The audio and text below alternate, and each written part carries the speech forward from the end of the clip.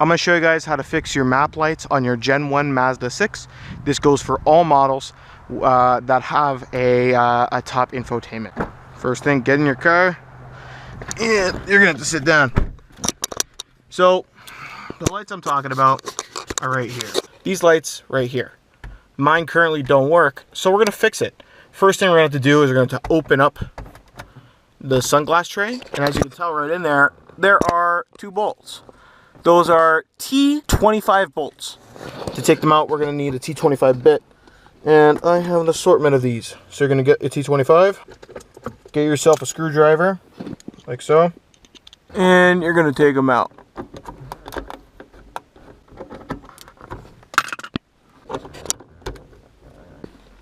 Now that you have that all out, this is going to feel very loose. But there are 2 clips right here and right there.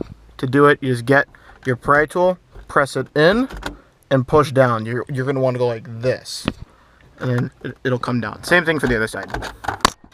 And if it comes flying down like that, that's fine. Here, you're going to have to undo this pigtail. You're going to undo this pigtail, just press it, and pull.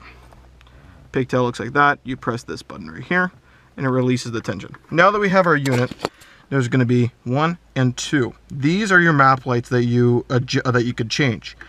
I did a mod on mine, so it's not really a mod. It's just changing the light from a halogen to a LED. The bulbs used are listed above on your screen, and to change it, it's very simple. You're going to want to turn the actual unit, and you're going to get the light that you want, twist counterclockwise, and pull out. To take out the bulb, you simply pull. And to get the new bulb that you want, you put in like so. To insert it back, there are contact points on this. You need to have the right orientation. You need the letters facing upward so that you can actually read the variable. You're going to want to put it back in like so. And that is literally it.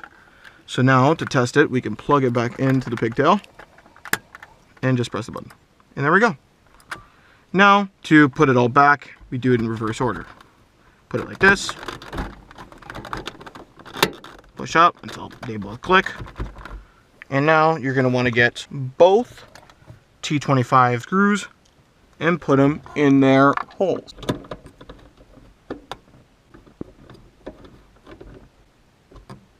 There you go. And then you're done.